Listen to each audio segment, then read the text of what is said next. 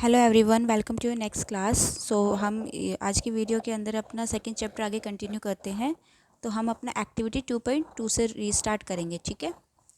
Late us again divide the class into 4 groups. हमने वापस से क्लास को A B C and D के अंदर हम डिवाइड करेंगे। Distribute the following samples to each group. A B C and D को हम कुछ सैम्पल्स को डिस्ट्रीब्यूट करेंगे। जो ग्रुप ए होगा आपका, उसको हम देंगे few crystals of copper sulphate solution, ठीक है। जो क्रिस्टल्स होते हैं ना, वो जैसे आपके शुगर के दाने होते हैं ना, इस तरीके से क्रिस्टल्स होते हैं। तो ग्रुप ए को हम कॉपर सल्फेट के क्रिस्टल्स देंगे। ग्रुप बी को कॉपर सल्फेट का हम एक स्प्लैचुला देंगे, मतलब कॉपर सल्फेट सॉल्यूशन की जो अमाउंट है वो हम ग्रुप बी को ज़्यादा देंगे। जो ग्रुप सी होगा उसको या तो हम चॉक का पाउडर दे सकते हैं या फिर हम उसको व्हीट फ्लोर दे सकते हैं, आटा दे सकते हैं, ठीक है। और जो आपका फोर्थ ग्रुप है, ग्रुप डी, उसे हम फ्यू ड्रॉप्स ऑफ मिल्क या फिर हम ink, few drops of milk और इंक को डिज़ोल्व करने के लिए देंगे, ठीक है। तो करना क्या, सॉल्यूशन किस तरीके से बनाते हैं, सबको हम कुछ 50 ml वाटर दे देते हैं, ठीक है। सबको ही आपने एक गिलास पानी सबको देना है और कुछ को ग्रुप ए को देना है few crystal of copper sulphate, group B को देना है 1 spatula of copper sulphate, group C को देना है व्हीट फ्लोर या फिर आप चॉक पाउडर दे सकते हैं, और ग्रुप डी को आपको देना है मिल्क या फिर इंक, ठीक है। इन सारी ही चीज़ों को अलग अलग, अब ये 4 केस बनेंगे आपके ए बी सी डी, ठीक है। इन सबको आपने पानी के अंदर ऐड करना है और एक सॉल्यूशन बनाना है, ठीक है। तो हर एक स्टूडेंट को ग्रुप ए को अलग सॉल्यूशन मिलेगा, ग्रुप बी को अलग सॉल्यूशन मिलेगा, सी और डी को भी अलग तरह का एक सॉल्यूशन मिलेगा, ठीक है। Each group should add the given sample in water. हर एक ग्रुप को ये जितनी भी चीज़ें दी गई हैं उन्हें वाटर में ऐड करना है और उसे प्रॉपरली स्टिर करना है यूजिंग अ ग्लास रॉड, ठीक है। Are the particles in the mixture visibles. अब आपको यहाँ से धीरे धीरे इनकी ऑब्जर्वेशंस को नोट डाउन करना है कि फर्स्ट केस में क्या पूछ रहा है ये, कि जब आपने इन सारी चीज़ों को ऐड किया तो क्या आपको उनके पार्टिकल्स विजिबल हो रहे हैं मिक्सचर के अंदर, ठीक है, पहला केस। सेकेंड केस के अंदर आपको क्या देना है, एक direct beam of light from a torch through the beaker containing the mixture and observe from the front. एक बीकर लिया हुआ है इस तरीके से, उसके आपने यहाँ से टॉर्च की लाइट को पास कराना है और आपको यहाँ से उसे देखना है, ठीक है। तो क्या आप इस सॉल्यूशन के अंदर के पार्टिकल्स की मूवमेंट को देख पा रहे हो, तो आपको सेकेंड ऑब्जर्वेशन ये नोट डाउन करनी है, ठीक है। थर्ड क्या करना है, leave the mixture undisturbed for a few minutes. आपको मिक्सचर को अनडिस्टर्ब छोड़ना है and setup the filtration apparatus in the mean time. उसी मीन टाइम के अंदर आपको एक फिल्ट्रेशन सेटअप प्रिपेयर करना है, ठीक है। इज़ द मिक्सचर स्टेबल और do the particles begin to settle after some time. Third case में आपको क्या देखना है कि जो भी आपने मिक्सचर पानी के अंदर जिस भी चीज़ को आपने डिज़ोल्व करके रखा गया है, क्या वो बॉटम के अंदर सेटल डाउन हो रही हैं, ठीक है। फोर्थ और लास्ट में क्या करना है, आपको इसी फिल्टर को, मिक्सचर को आपको फ़िल्टर करना है using the filter paper. Is there any residues on the filter paper. क्या फिल्टर पेपर पे किसी तरह के रेजिड्यूज़, जो उसका वेस्ट होता है, वो बच गया है। आपको ये चारों केसेस डिस्कस करने हैं और इनके ऊपर आपने अपने ओपिनियंस देने हैं, ठीक है। एक बार यहाँ पर नोटबुक में हम दोबारा से देखेंगे, ठीक है। जो ग्रुप ए था उसने क्या किया, एक गिलास पानी लिया, ठीक है, सॉरी, एक गिलास पानी लिया और उसने उसके अंदर कॉपर सल्फेट सॉल्यूशन की कुछ क्रिस्टल्स ऐड कर दिए, ठीक है। इसको अच्छे तरीके से उसने मिक्स किया है। मिक्स करने के बाद इसको क्या मिलेगा, एक तरह का सॉल्यूशन मिलेगा, ठीक है। ये जो सॉल्यूशन होगा ये होमोजीनियस सॉल्यूशन होगा, ठीक है। होमोजीनियस का मतलब ये हुआ कि पानी है कॉपर सल्फेट का, कॉपर सल्फेट के क्रिस्टल्स थे, तो कॉपर सल्फेट वाटर के अंदर बहुत ही अच्छी तरीके से मिक्स हो जाएगा और आपको एक लाइट ग्रीन कलर का सॉल्यूशन ये देगा, ठीक है, लाइट ग्रीन कलर का। फर्स्ट केस ये हो गया। सेकंड जो ग्रुप था आपका बी, उसको आपको क्या करना है, वापिस से एक गिलास पानी लिया, 50 ml वाटर, जो भी आपको क्वांटिटी लेनी वो लेनी है, और इसके अंदर आपने एक स्प्लैचुला भरकर कॉपर सल्फेट ऐड करना है, ठीक है। वापिस से वाटर है, ठीक है, पानी है, तो कॉपर सल्फेट अच्छे से मिक्स हो जाएगा और आपको ये भी एक तरह का होमोजीनियस सॉल्यूशन देगा। होमोजीनियस सॉल्यूशन देगा, लेकिन इसकी इंटेंसिटी ज़्यादा होगी क्योंकि यहाँ पर आपने कॉपर सल्फेट की कुछ बूंदे या फिर कुछ आपने क्रिस्टल्स लिए थे, यहाँ पर आपने कॉपर सल्फेट की जो क्वांटिटी है वो ज़्यादा ली है, ठीक है। तो ये भी एक तरह का होमोजीनियस मिक्सचर मिलेगा देखने को, लेकिन ये आपका कुछ मान लो डार्क ग्रीन हो जाएगा, ठीक है। तो ग्रुप ए और ग्रुप बी को क्या मिलेगा, आपका होमोजीनियस सॉल्यूशंस मिलेंगे, ठीक है। अब बात करते हैं कि ग्रुप सी और ग्रुप डी को क्या मिला है। जो ग्रुप सी था आपका, उसने क्या किया था, पानी लिया और इसमें उसने क्या ऐड किया है, या तो व्हीट फ्लोर या फिर आपने लिया चॉक पाउडर, ठीक है, पाउडर। अब आप अपने कॉमन सेंस से ये बताओ कि जब आप पानी के अंदर मिट्टी को ऐड करते हो, सैंड को ऐड करते हो, तो क्या वो पानी के अंदर मिक्स होती है? ऑब्वियसली नहीं होती। इसी तरीके से अगर आप पानी के अंदर व्हीट फ्लोर या फिर चॉक पाउडर को भी मिक्स करोगे तो वो कम्प्लीटली मिक्स नहीं होगी। तो यहाँ पर आपको होमोजीनियस मिक्सचर का मिलना तो इम्पॉसिबल है, ठीक है। यहाँ पर आपको होमोजीनियस जो मिक्सचर है वो नहीं मिलेगा। इस केस के अंदर आप क्या देखोगे कि पानी के अंदर आपका जो व्हीट या फिर चॉक लिया होगा ना, उसके पार्टिकल्स आपको इसी तरीके से पानी में दिखेंगे, ठीक है। पहले जब आप उसको स्पैचुला या फिर ग्लास रोड की हेल्प से जब आप उसे रोटेट करोगे तो वो पानी अच्छे से आपको मिक्स होने के बाद आपको वो पार्टिकल्स इस तरीके से देखने को मिलेंगे, ठीक है। थोड़ी देर के बाद जब उसे आप अनडिस्टर्ब छोड़ दोगे ना, तो वो आपको यहाँ पर इस तरीके से बॉटम में देखने को मिलता है, ठीक है, बॉटम में इकट्ठे हो जाएंगे वो। तो इस तरह के जो आपको सॉल्यूशन मिलता है ना, उसको हम बोलते हैं सस्पेंशन, ठीक है। सस्पेंशंस कौन से होते हैं, जिसके अंदर आपको डिफरेंट पार्टिकल्स विजिबल होते हैं और जो सेटल डाउन हो जाते हैं, ठीक है, सेटल डाउन हो जाते हैं, उसको अच्छे से मिक्स किया जाता है, देन आपके वो जो पार्टिकल्स वापस से ऊपर आ जाते हैं, ठीक है। तो आपका जो ग्रुप सी है, ग्रुप सी को क्या मिलेगा, एक सस्पेंशन मिलेगा।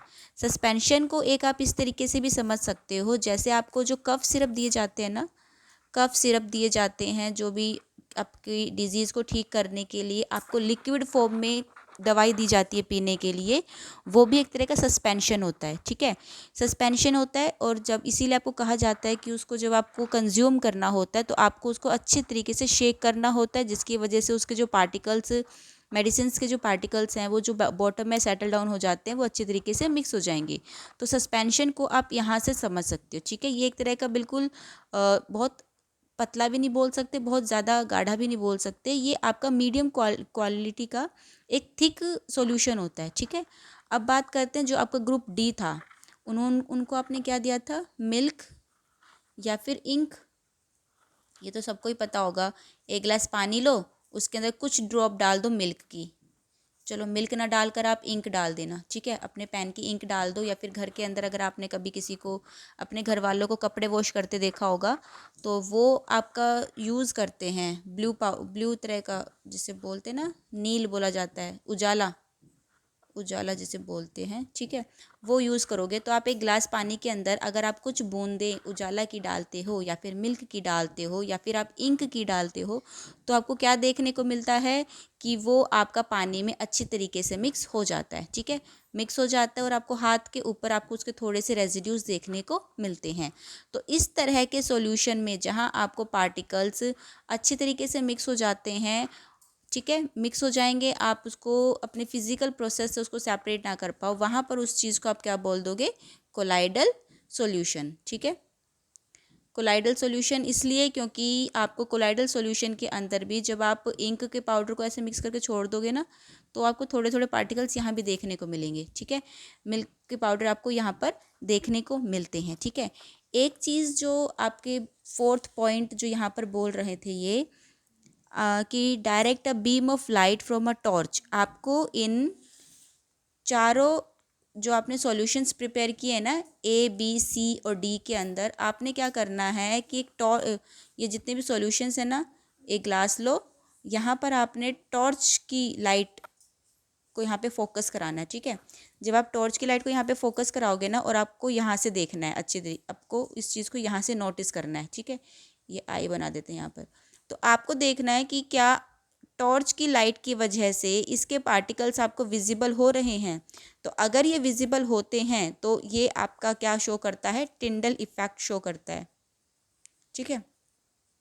टिंडल इफेक्ट के अंदर क्या होता है, जब किसी रे ऑफ लाइट की वजह से आपको पार्टिकल्स आपको विजिबल होना, मतलब आपको आपका जो पाथ ऑफ लाइट है, जो पाथ ऑफ लाइट होता है, ये आपको अच्छी तरीके से विजिबल होना कि आपको पार्टिकल्स उड़ते हुए दिखाई देते हैं या फिर फ्लो होते हुए दिखाई दें, तो वहाँ पर आपका क्या होता है, टिंडल इफेक्ट होता है। ठीक है, तो इन चारों में से जो आपका डी पार्ट है ना, मिल्क वाला, वहाँ पर आपको टिंडल इफेक्ट देखने को मिलेगा। ठीक है, तो अभी तक आपने जितने 4 तरह के सॉल्यूशंस बनाए थे ना, इसमें एक कॉमन चीज़ क्या बन रही थी कि आप एक तरह का सॉल्यूशन प्रिपेयर कर रहे हो। ठीक है, अब वो सॉल्यूशन आपका होमोजीनियस भी हो सकता है या फिर आपका वो हेट्रोजीनियस भी हो सकता है, वो आपका कोलाइडल सॉल्यूशन या फिर सस्पेंशन भी हो सकता है। ठीक है, तो ओवरऑल एक सॉल्यूशन क्या होता है, solution is a homogeneous mixture of 2 और मोर सब्सटेंसेस। जो सॉल्यूशन होता है वो होमोजीनियस मिक्सचर होता है, 2 या 2 से ज़्यादा सब्सटेंसेस उसके अंदर एडेड होते हैं। ठीक है, you come across various type of solution in your daily life, that is जो आप लेमनेड बनाते हो, नींबू पानी हो गया, सोडा वाटर हो गया, ये सारे ही आपके सॉल्यूशंस के एग्जांपल होते हैं। ठीक है, घर में आप नींबू पानी बना रहे हो तो वो भी एक तरह का सॉल्यूशन है। ठीक है, पानी के अंदर सिर्फ शुगर ऐड कर रहे हो तो वो आपका एक शुगर सॉल्यूशन बन जाता है। नमक ऐड कर रहे हो, नमक सॉरी आपका सॉल्ट वाटर सॉल्यूशन बन जाता है। ठीक है, पानी में अगर आप कुछ ड्रॉप मिल्क की डाल देते हो तो वहाँ पर आपका मिल्क वाटर सॉल्यूशन बन जाता है। तो होमोजीनियस मिक्सचर बनना चाहिए, दैट मीन्स आप वहाँ पर दूध और पानी को सेपरेट ना कर पाओ, पानी में से शुगर को सेपरेट ना कर पाओ, पानी में से नमक को सेपरेट ना कर पाओ। इस तरह के मिक्सचर्स अगर आप प्रिपेयर करते हो तो वो आपका एक होमोजीनियस मिक्सचर प्रिपेयर होता है। ठीक है, usually we think of a solution as a liquid that contain either a solid.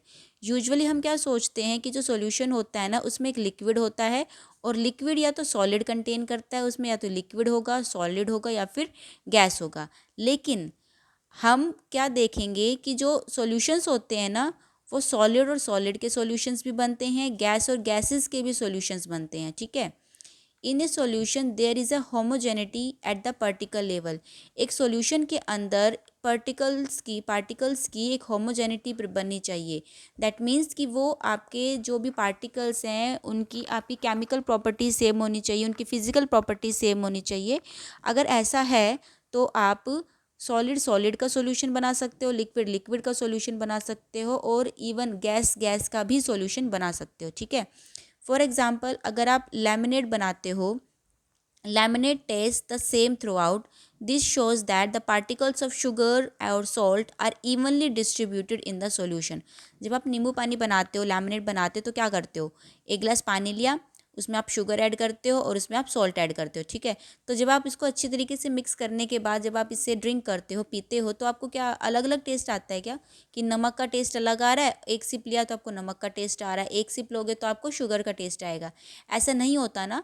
तो अगर इसी इसी तरह के सॉल्यूशन को आप एक होमोजीनियस मिक्सचर बोलते हो, एक होमोजीनियस सॉल्यूशन बोलते हो। ठीक है, नेक्स्ट अगर हम बात करें कि सॉलिड सॉलिड का क्या बनता है, तो सॉलिड और सॉलिड जब आपस में मिलते हैं ना, जब आप सॉलिड प्लस सॉलिड का सॉल्यूशन प्रिपेयर बनाते हो, तो उसके अंदर सबसे बेस्ट एग्जांपल बनता है आपका एलॉय का बनता है। ठीक है, एलॉय क्या होता है, एलॉय आर मिक्सचर्स होते हैं ऑफ 2 और मोर मेटल्स, और मेटल एंड नॉन मेटल।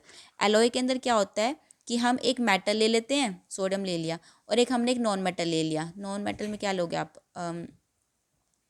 चलो सिल्वर ले लो। ठीक है, इस तरह से ले लिया आपने, तो सॉरी सोडियम नहीं ले सकते। ठीक है, गोल्ड ले लेते हैं या फिर हम सिल्वर ले लेते हैं। ठीक है, इसमें बनते हैं, तो दोनों ही, गोल्ड भी आपका गोल्ड भी आपका सॉलिड है और सिल्वर भी आपका सॉलिड है। तो आपने या तो आप दोनों चीज़ें मेटल की ले लो, या एक मेटल एक नॉन मेटल ले लो। ठीक है, इन दोनों को आप अच्छी तरीके से मिक्स करके with the help of machinery आप एक जो तीसरे तरह का सब्सटेंस बना लेते हो ना, ज्वेलरीज मेकिंग के लिए, ज्वेलरी जब बनाते हैं तो उस चीज़ को आप एलॉय बोलते हो। ठीक है, ये आपके एलॉय बनेंगे and can not be separated into their components by physical methods. उनको आप फिजिकल मेथड से सेपरेट नहीं कर सकते कि आपने जो ज्वेलरी बनाई है उसके अंदर से आप गोल्ड के पार्टिकल्स अलग कर दो या फिर आप सिल्वर के पार्टिकल्स अलग करना चाहते हो। ठीक है, but still an alloy is considered as a mixture because it shows the property of its constituents and can have variable composition. फिर भी जो आपका alloy होता है इसे आप एक मिक्सचर की कैटेगरी में लेते हो। मिक्सचर की कैटेगरी में क्यों लेते हो? क्योंकि इसके अंदर आप जो भी मेटल या फिर नॉन मेटल का इस्तेमाल करते हो ना, वहाँ पर वो आपको दोनों की प्रॉपर्टीज़ को देखने को उसके अंदर मिलेगा, ठीक है। उसकी जो कंपोजिशन होएगी वो आप देख सकते हो। फॉर एग्जांपल जो ब्रास होता है वो एक मिक्सचर होता है, ठीक है, किस किस चीज़ का? जिंक और कॉपर का। जो ब्रास या फिर तांबे के बर्तन बनाए जाते हैं उसमें प्रॉपर कॉपर नहीं होता कि उसमें सब कुछ तांबा तांबा होता है, उसमें नहीं। जो तांबे के बर्तन जो बनाए जाते हैं ना, उसमें 30% जिंक लिया जाता है और 70% कॉपर लिया जाता है।